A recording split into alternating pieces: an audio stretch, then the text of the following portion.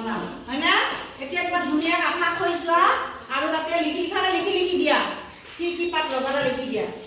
এটা দিনা একেবাৰে ৰঙা আছে নহয় এক নম্বৰটো কি হ'ব এক নম্বৰ দিয়া এক নম্বৰ লিখিলে তলত দুই নম্বৰতে 3 নম্বৰ 4 নম্বৰ মধুৰিআম পাতটো ভাল জিভা ঘাঁ গুটি তুলে নহয় বমি হলে খাব লাগে কুমলীয়া পাতটো খাবা পারে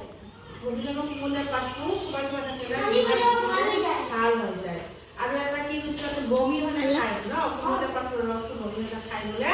এইটো আমাৰ ভাল 1 নম্বৰ 2 নম্বৰ 3 নম্বৰ দি যাবা আৰু লিখি যাবা 1 নম্বৰ কি নাম বিশল্য সৰণী গছৰ পাত ইয়াৰ দ্বাৰা আমি কি কাটিলে আমি তেজ বন্ধৰ কাৰণে ইয়াৰ ৰসটো লগাই দিব পাৰো এনেকে নম্বৰ দি যোৱা 1 নম্বৰ 2 নম্বৰ 3 নম্বৰ 4 নম্বৰ এনেকে নম্বৰ দি যোৱা বিভিন্ন গছৰ পাত আনিছো আজি হয়নে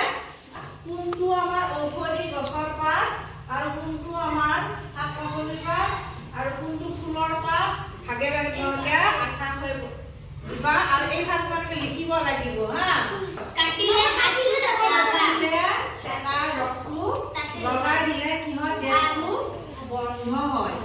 ইহা বসন্ত মানে মেসেঞ্জৰি কয় কি বুলি কয় বসন্ত এই শাকটো আঞ্জাদিও খাব পাৰি মাছৰ লগত বাইনা ৰস খাব পাৰি এই যেতিয়া পেটৰ অসুখ হয় পেট কামুৰে তেতিয়া আমি কি কৰিব লাগে ইয়াৰ ৰসটো খাব লাগে তেতিয়া পেট ভাল হয় আৰু এইটো হ'ল সকলোৱে জানা এইটো কি পাত নৰসিংহৰ পাত এই পাতটো আমি কি কৰি ৰসখিনি খাওঁ আঞ্জানি খাওঁ বঢ়িয়া আমাৰ পেটৰ কাৰণে ভাল হয় লাইজেবেৰী গছৰ পাতটো বহুত দৰকাৰী আমাৰ পেটৰ কাৰণেও ভাল ইয়াৰ ৰসটো খাব পাৰে মাছেদিও খায় আঞ্জাটো কিছুমান দিয়া শাকৰ লগতো খায় তাতোপৰি ভাল যে যেতিয়া বিচাই ডাকিব নহয় গোটেই গাটোতে যে গুটি হয় তেতিয়া আমি কি কৰিম ইয়াৰ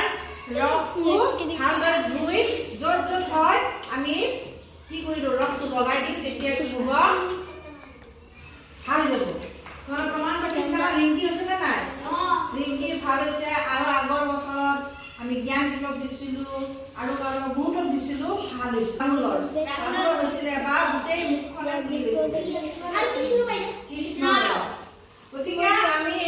এটা জানিব লাগে এই জবা ফুলৰ পাতৰ 15 পাতৰ এটা ৰস কি কৰে মূৰত দিলে উঠিবিলাক বোলে নোহোৱা দিয়ে না পাতটো দিয়ে না ফুলটো দিয়ে ফুল দিয়ে বাইদেউ ফুল